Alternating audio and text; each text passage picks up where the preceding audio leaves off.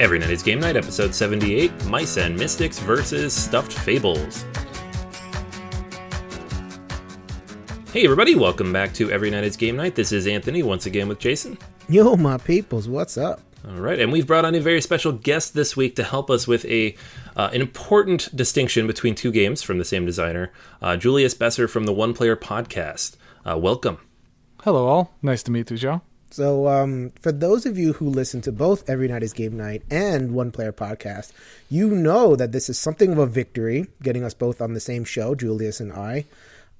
So, on a recent episode, Julius declared blood feud against the Every Night is Game Night crew. Because why? Why did we provoke you into a blood feud against us? Because you guys trashed Mice and Mystics on your top 100. Seriously, the word of the people was against you guys, and you trashed it. It didn't make the top 100 this year, and I was happy about that. It was previously on the top 100, and I'm pretty sure we're going to start seeing Stuffed Fables coming up there too. We'll see. That is true. That is true. So yes, I made a comment about Mice and Mystics. Julius responded to this comment, so we figured it'd be a fun time to have him on the show. We also get to talk about a new game, the next iteration of Mice and Mystics, which is Stuffed Fables. So we hope you enjoy. Let's start with the aforementioned Mice and Mystics.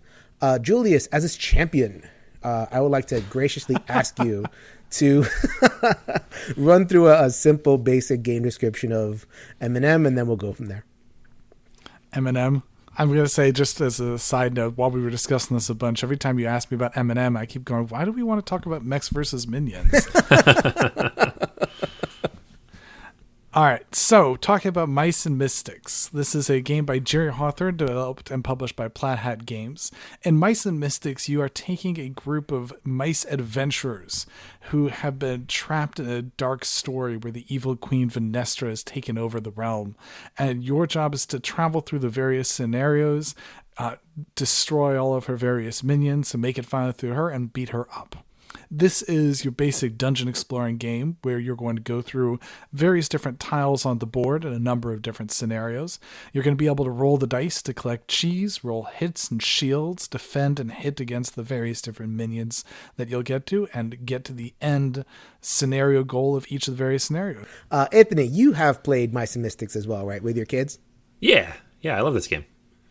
I wasn't involved in the bashing of the game on aforementioned top 100 list. All I said is, I don't think I'd play this solo, but I've owned this game since I got into the hobby. I painted mine even. I like them. Ooh, painted. Oh yeah, you were saying before the call how you painted the cockroaches and the rats and stuff. That didn't fly too well with your wife over there. Yeah, we're sitting watching TV and I'm just painting away. And the mice are cute and everything, but you get up to all the rats and the cockroaches and like, why? Why do you have plastic cockroaches that you're painting? Yes, my wife never wanted to play Mice and Mystics because of those various different creatures. We had an incident, we were still living in Israel, where she got bit by a giant centipede, and so this is the game that has totally put her off. She cannot sit down and play this one because of that. Oh, yeah, I bet. That centipede is creepy. Yeah, the spider and all that stuff. Out of context, it does beg the question, why exactly would you paint a cockroach? But... you got to have them all painted. That's why. There's a couple of dimensions to talk about the game. One is like the basic, what it's meant to be, which is a co-op. Let's talk about that first, and then we'll talk about the question of whether this is a worthy solo game. So just as a game, as a co-op, as a thing that you enjoy with your kids, you guys are both fans of it. Like, what is it about this particular engine, this collection of things, that makes it worth it for a cooperative family experience?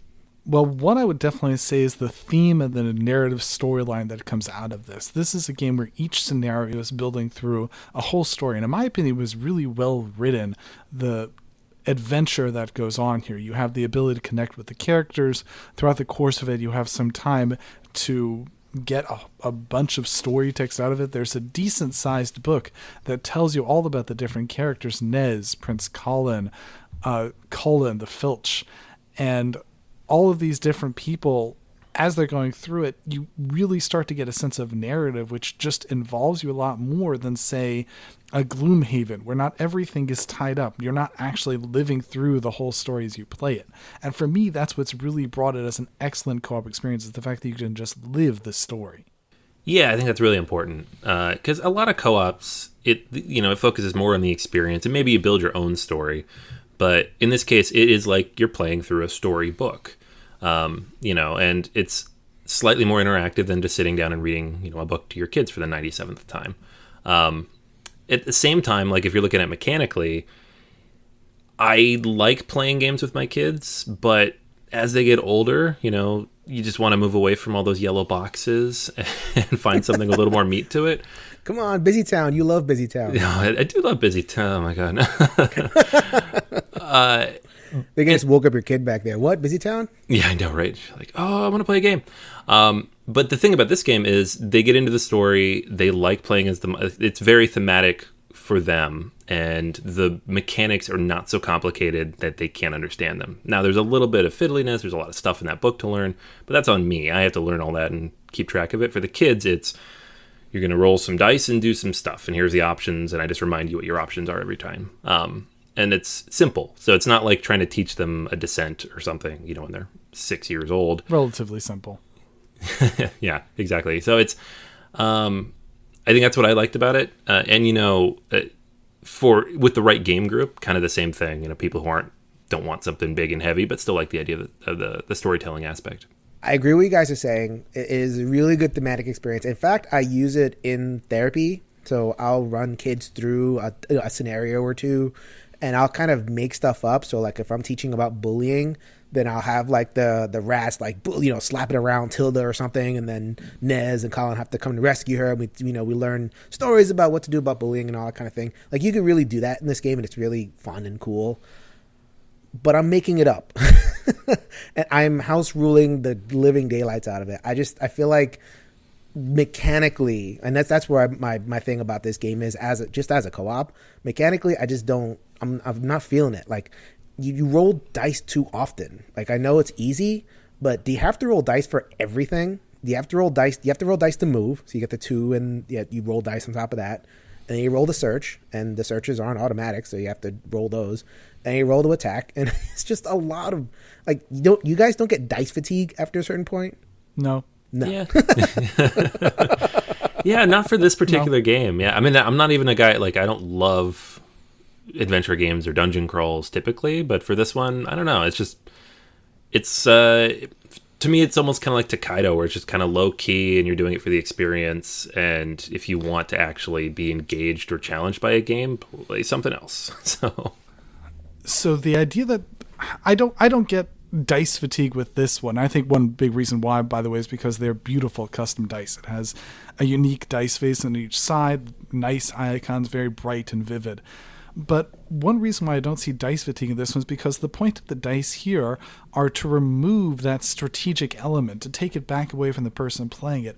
This is the game that's challenging you to make sure that you're strategically running through a scenario with a fine-tuned code of efficiency, to make sure that you can just barely get through it without being exhausted. This is not a Gloomhaven. This is not supposed to be a challenge to get through it. This is more supposed to be the type of game that's a fail-forward type of game. That I'm trying to give the kids the opportunity to do cool stuff and see the results of their cool actions, but to a certain degree, take away a lot of the risk of failure. And when failure does happen, to make sure that it's not primarily based on the kids' decisions. Because if the kids feel they messed up, then they're going to be more disenfranchised with it. They're going to be more disenfranchised with what they're doing because they're going to feel like, oh man, I've failed. I made a wrong choice. I just can't do this. But if it's, that was a bad die roll, try again, see what you can do, then they get excited about trying to get more dice rolls. And then when they finally get a dice roll that they like, that's a sign of, excitement. They've done it. They've got that dice roll. And it's not based on their own poor decisions. So that's more to me about what the dice represent as opposed to just causing that dice fatigue. Okay, so I'm glad you mentioned the whole thing about, you roll, you fail, let's just try again, luck of the dice. So for me, the way the dice kind of play out, I feel like there's a lot of wasted turns. So like the six-sided dice have 3 sides so the way it works is like the 3 sides have swords, 2 sides have range weapon, and then another side has cheese. So cheese is just like, gathering resources for your special powers. And then you have to roll a range dice if you're a ranged character to hit one of those 2. And then you have to roll a sword in order to hit, you score a hit. So that's not a lot of opportunities to like get a lot of hits. So you compare it to a game like Descent, like we've mentioning before, like, you know, Descent or Imperial Assault or whatever it is.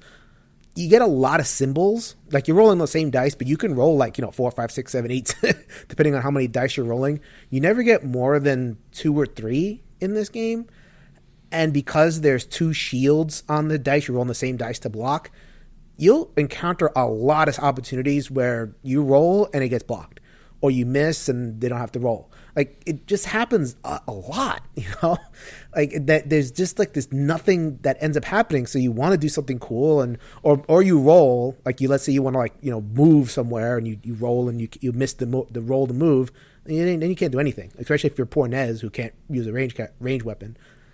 There's just so many ways in which there's nothing. I mean, I don't know if you guys encounter that, but I just find that the most frustrating thing in the world when it's like, I just want to, even if I was just like going and doing something like do 1 damage or whatever it is, like the nothing just really, really kills me. And I honestly, I house rule it. Like, you know, I'll say, you know, there'll be things like, okay, this mob, like every single thing has defense dice. Why did a cockroach roll defense dice? It makes no sense to me. These things exist to be squished. So like when I'm house ruling, I don't give the cockroaches any defense dice. No, you rolled up there, you hit them, boom, they're squished. Whatever. Tell me I'm wrong.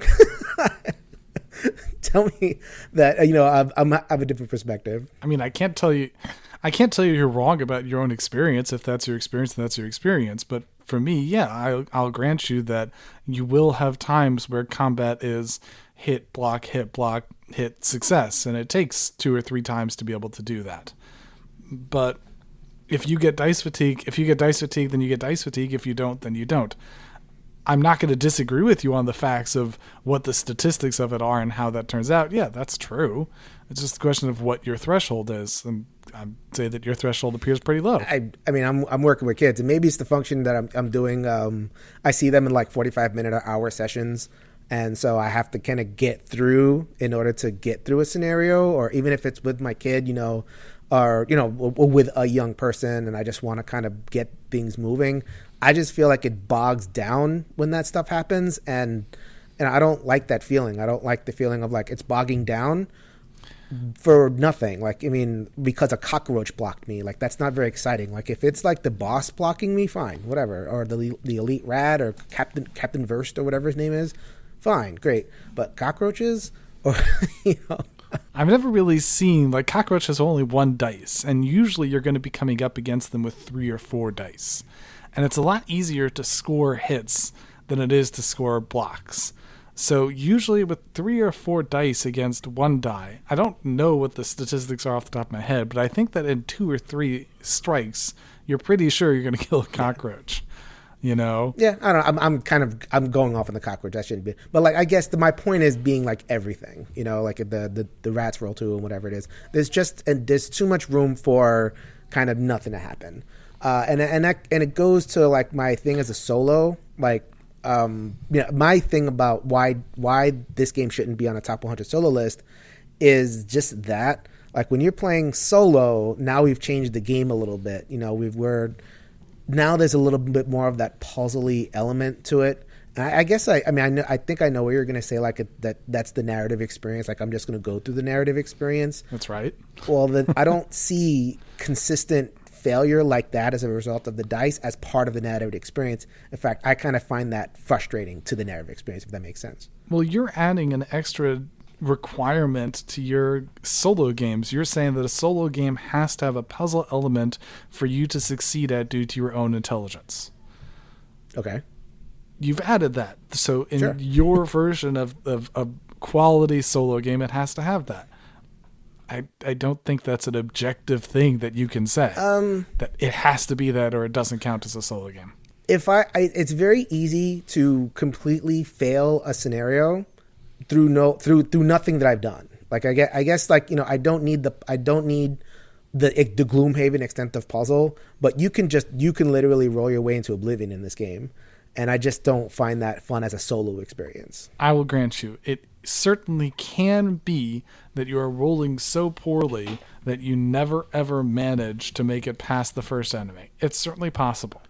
it stretches the imagination because it's a relatively long track. I think you get, if I'm playing with kids, usually we finish 2 or so pages. And for anyone who doesn't understand the lingo, the end game counter is a number of pages, and you set however long you have it, and pages will progress over the course of the various different things you have. So like if you have too many enemies or too much cheese, so it surges, which moves along that timer track.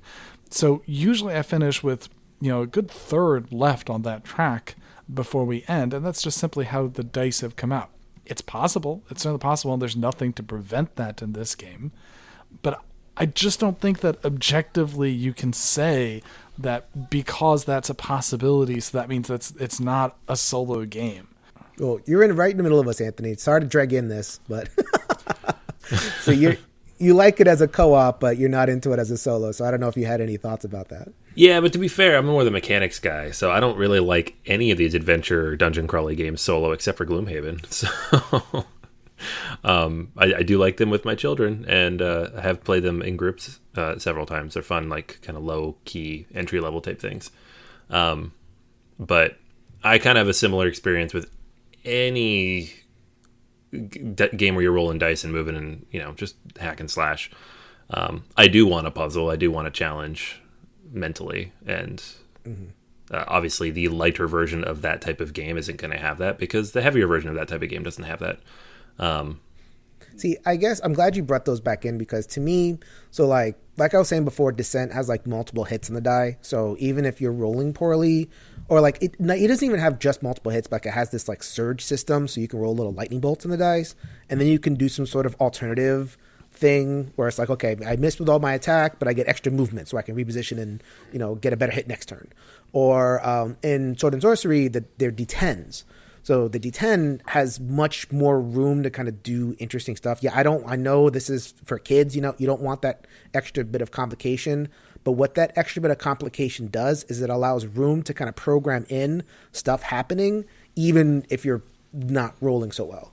The Mice and Mystics system strips that down so far. Like, I guess what I'm saying is there's a threshold past which it kind of takes out complexity, and I think that Mice and Mystics passes that threshold from, okay, it's too simple, and it's so simple that it creates this alternative problem that the other games don't have, which is a large amount of wasted turns and also the dice fatigue thing. I guess that's kind of where I land with Mice and Mystics. But it's for kids, so it's cool. One thing you mentioned a while ago, though, was the amount of time that you're trying to fit a session into. You said you're trying to fit a whole scenario in about 45 minutes. To an hour. Just from my experience of it, I've found that's probably not long enough to really get through it with kids. That for me, I usually get through about 2 tiles in about 45 minutes to an hour. And that's usually about half or so of the scenario, maybe a third of the scenario. Yeah, that's about how much I'll get through. It's like 2 tiles of a scenario, and then I'll kind of fudge it so that, give the kids closure or something. Or if they like it, then I'll let it go. But yeah, about 2 tiles sounds about right. Yeah, okay. Just making sure that we're not trying to get through too much at once, because I imagine that would be too constricting to really appreciate the game. Yeah. Okay. It's as far as a thematic experience, the one thing I do agree with you, Julius, is that it is well written. Like, it's nice to just kind of like absorb the story. The characters are well realized. Like you said, Colin and Nez, and even though I haven't really played the game in a little while, I still remember who they are, and I still remember kind of the main story beats, and that says something. So as far as that goes, like, that's the reason why I won't move on from this game. But for me, if it's going to get played, I'm going to introduce some house rules in order to kind of get the snappiness going and get things moving. So that's kind of where I land on that. All right. Well, we've talked about this one for long enough, I think. Let's move on to the next game.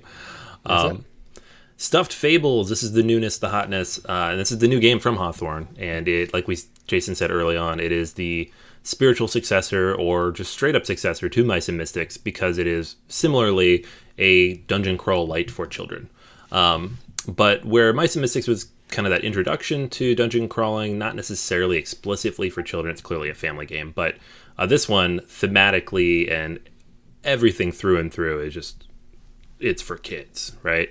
But it does a lot of things to kind of change the way the game plays. It has a few different pieces to it. It's a little more streamlined. The story's more integrated in several different ways.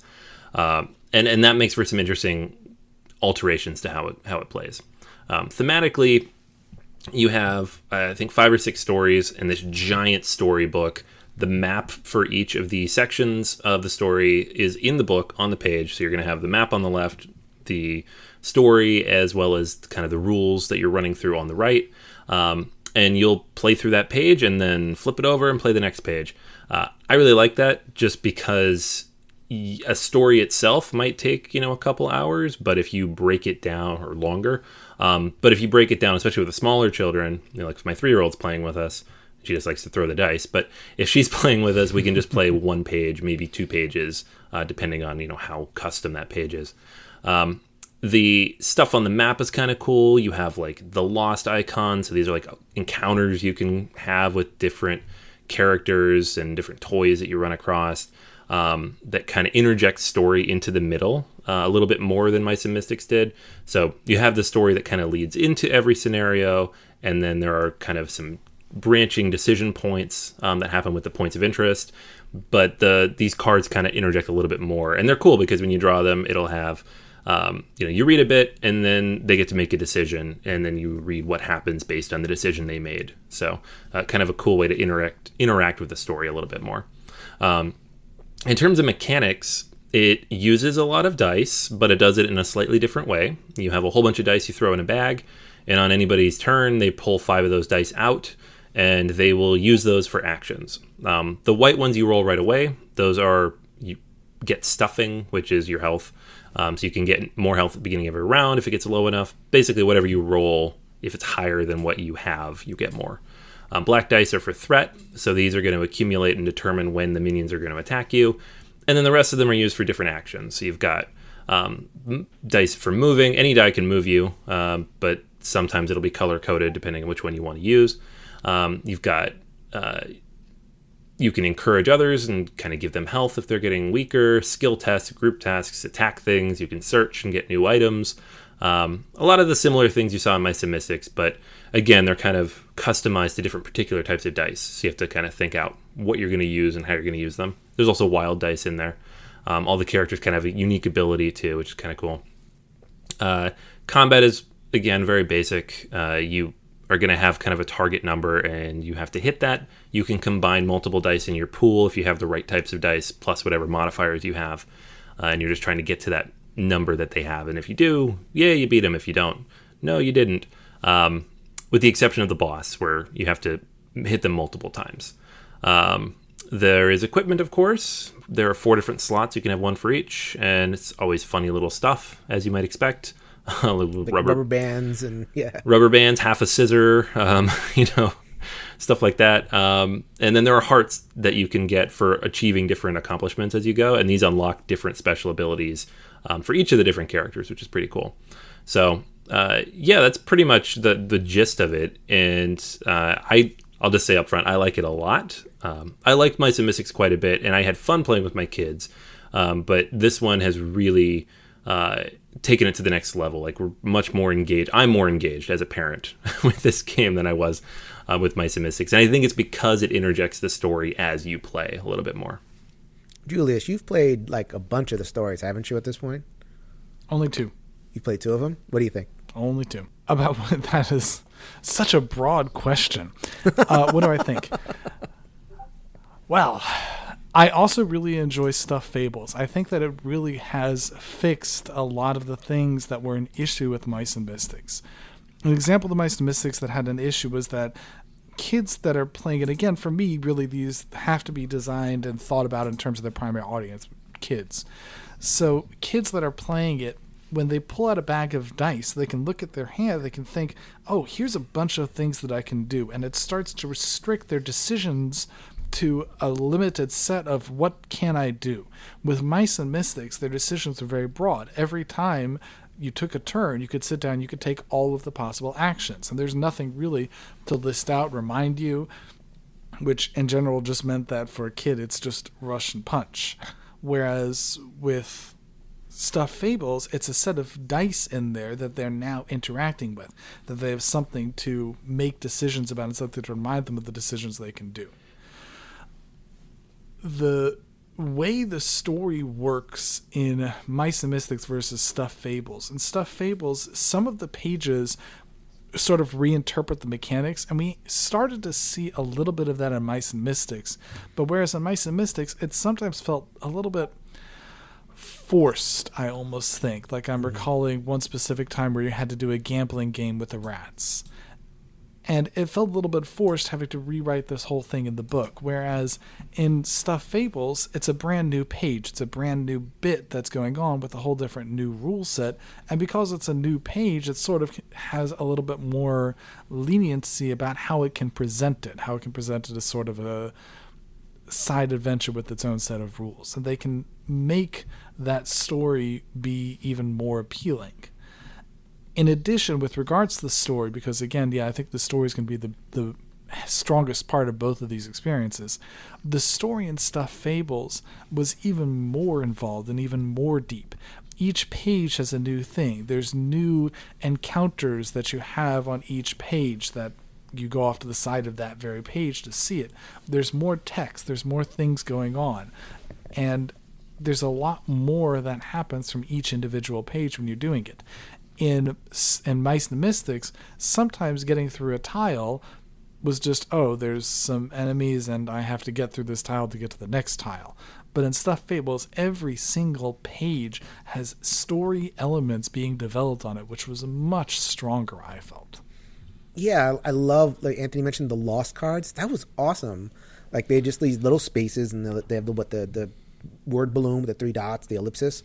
You go in there and you have this like random encounter with a broken toy, and they say, okay, do you want to drink tea with me, or do you want to, eat crumpets with me? And it gives you something.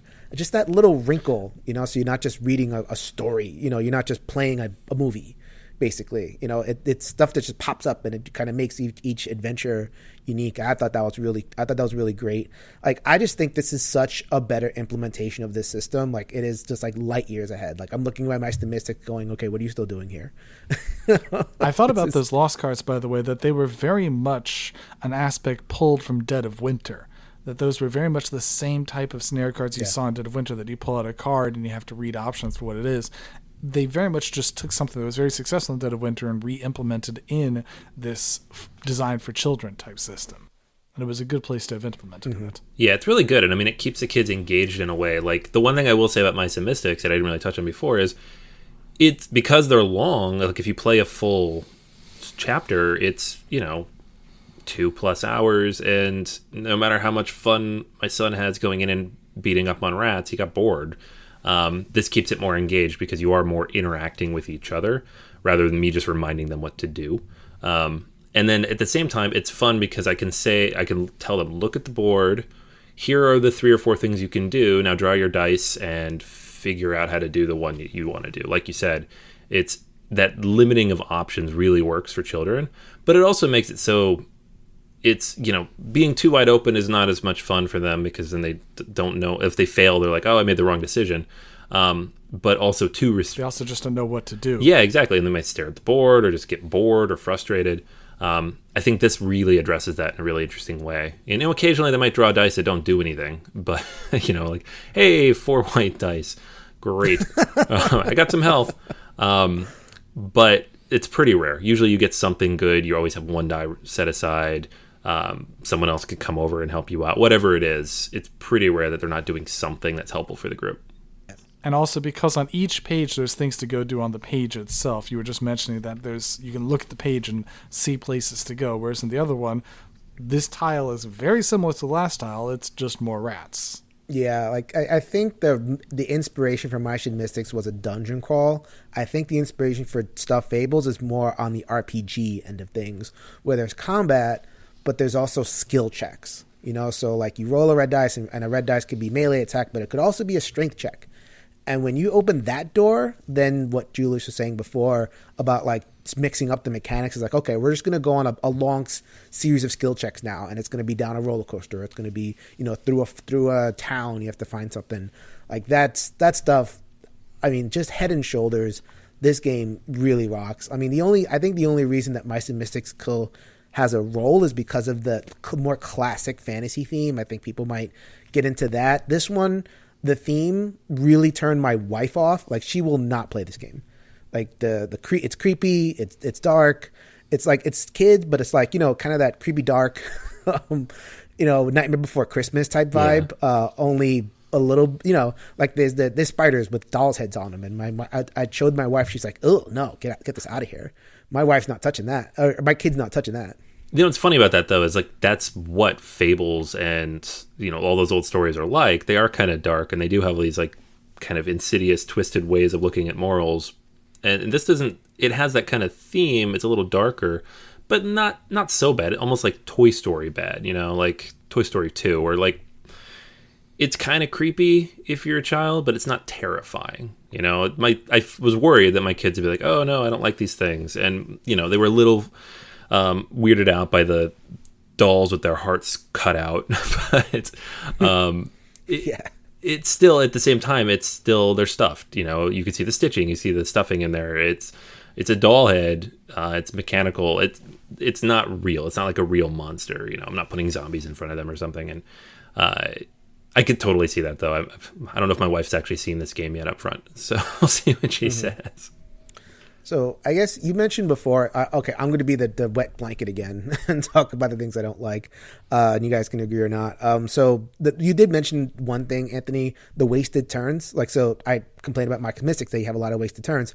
It's much better here, but yes, there will be turns where you're going to pull out, a bunch of yellow dice which are searches and you don't have to search for anything, or like this one really got me. Or a bunch of green dice and you're equipped with melee. Actually, the one that got me was, you're fighting a boss, and you mentioned that like the boss takes multiple hits, or like it has like a heightened difficulty that you have to cross. So like most of the things there, it's only like 4 or 5. You can get that on one side of dice, or you can pretty much guarantee it with 2. But if you're reaching difficulty 8, 9, or something higher, then and you pull that clutch of dice and you don't get what you need, you only get one of them, and that's actually more likely than just pulling a bunch of white. Like, that just happened a lot. Or not a lot, but like enough to like say, oh, like I wish I could have, say, taken 2 of any dice and combined it into 1 dice of whatever I wanted. Some kind of mitigation piece to just kind of get me over the hump in that way. So I was kind of like, man, why do we have to waste turns again? Sorry. I thought we figured that. I thought we fixed that. I got to say, for me, that's actually a good thing, I felt like, because I have a 7-year-old girl, and she's the person I'm primarily playing with. Is also my wife, but she isn't the best at thinking forward and planning for the future. And when that happens for her, it's happened a number of times when she's equipped with a melee weapon and she pulls out all green and 1 red, and you have the big boss that we have to go beat. And she wants to be able to roll all of those, and she gets unhappy. I tell her, no, this is a chance to plan for the future and to prepare. So you want to make sure that you're storing the red die so that you'll make sure you have more red dice next time, so that when you pull 1 or 2 next time, you'll already have 1 to add to it. And so I feel like it's a chance for me to teach a lesson on how to play for my kids. That's a great point. Yeah. And the other thing I found too is like, they're pulling these item cards, they're choosing from different items and stuff. And some of these items will let you do things with dice, swap them out for something in the used pile, or save an extra one or something like that. Oh, the magic marker, best item of the game. Yeah, so like you can think about, well, which card is going to be most useful? This one will hit them a lot harder, but remember all those turns you had dice you didn't like? What about this one, right? It's pretty interesting to make, getting them thinking about the items and all the things that matter and how they're interacting with each other. Whereas in Mice and Mystics, I don't know how often that happened. Usually it was just like, Never. Take the biggest, strongest thing to hit them with. This one's a little more... Well, it was more out of the abilities I felt in Mice and Mystics. Yeah. Mm-hmm. And then the other thing... Oh, I got the 2-for-1 dice thing. Michael Kelly, thank you very much from Quadcast. You gave me that idea. The other thing that really was like, what's going on here? The stuffies are really flimsy relative to what the monsters can do. So a lot of them can hit... Most of them really, they can hit like 3, 4, 5 or whatever it is. And if you don't have that 1 defense dice, or if you miss that roll, then you're going down. You're just getting one shot. So like I remember playing, and I had the elephant guy, and I didn't know how this worked. I'm like, oh, this elephant. He has a mallet. He's not ranging anything. He's just gonna rush up and bash somebody. And he went, and I had my defense dice, missed the roll, and like the way that enemies activate, they all activate at once. So it's like boom, boom, boom, boom, boom, dead. Whoa! Oh, wow! So and I could see a kid like I didn't play this with a kid. I'd love to see the kid reaction to something like that happening, where it's like, oh wow, that I didn't expect that. So I don't know. Like I just felt like I can see like you don't quite want to just rush in and break formation and just do whatever you want. But it's a big elephant. He's going up for melee. Why should he be punished so hard for that? I just felt like there was something wrong with that hit point balance there. You're saying about the amount of damage that they can do versus what your defense is? Yeah, lots of damage, not much defense.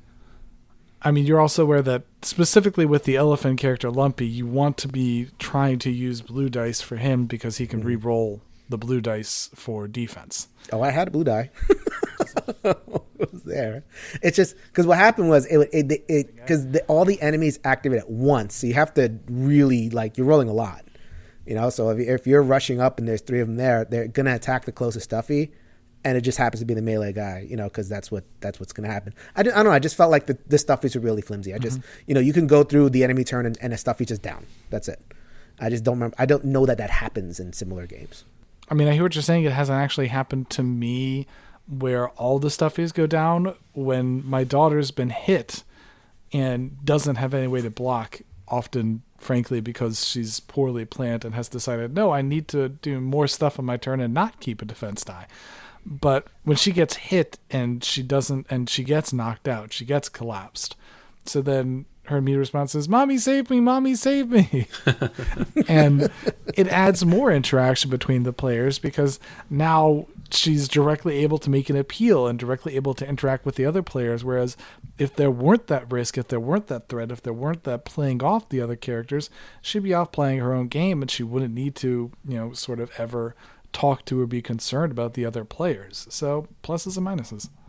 Yeah, and it's relatively easy to heal each other. So it's not like there's no crazy restrictions here on using encouragement and sharing stuffing. So as long as someone's doing okay, or as long as your kid doesn't have 12 cards in front of them when they collapse, it's not the end of the world.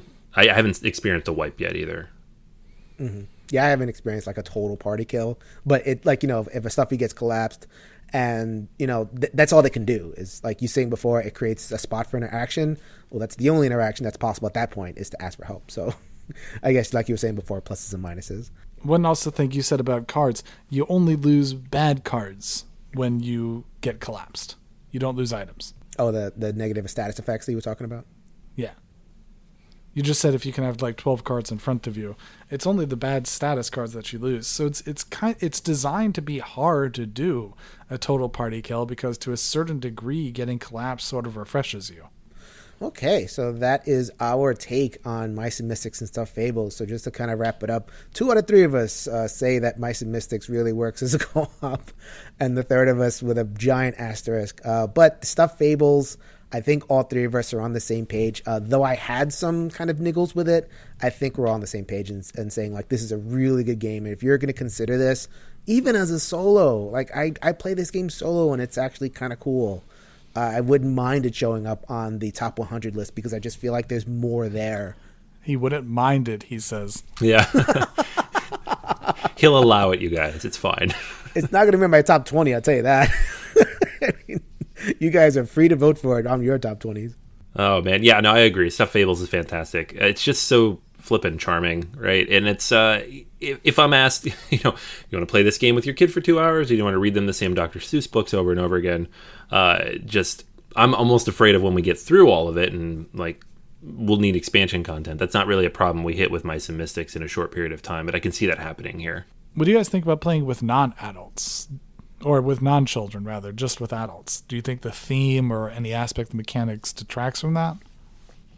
I don't know. It's a good question. I haven't done it yet, but I feel like with Mice and Mystics, I did play with adults a couple times, and one group of people was totally fine with it, with one person being like, it looks like a kid's game.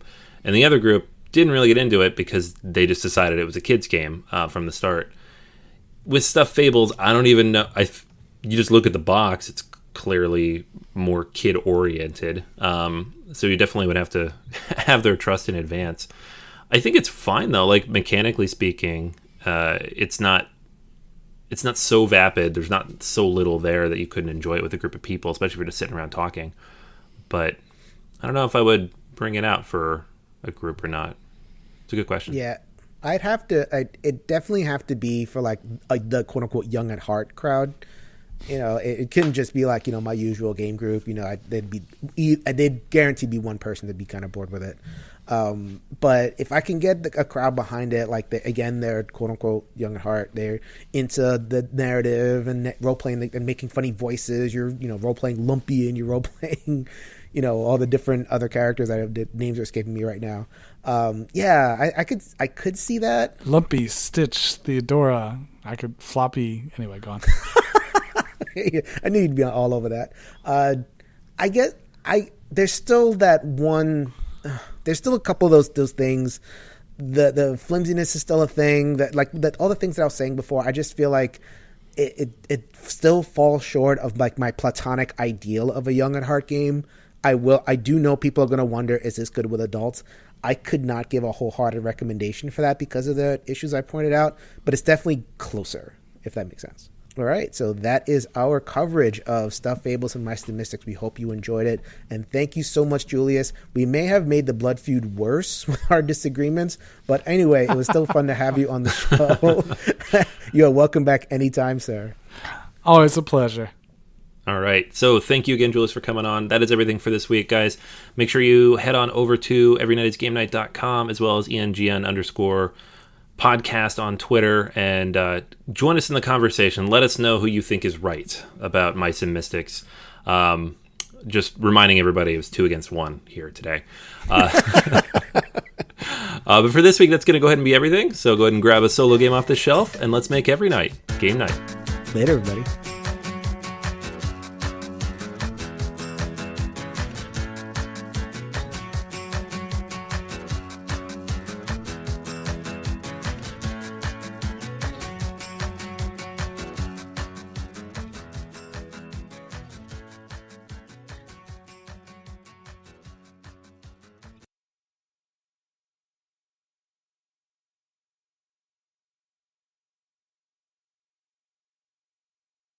They have that fun time to roll a die. Can you guys hear me? Hear that kid there? There it is. There's your kid. Oh my goodness. How apt that we're talking about this particular topic surrounded by the kid insurrection. Just a second.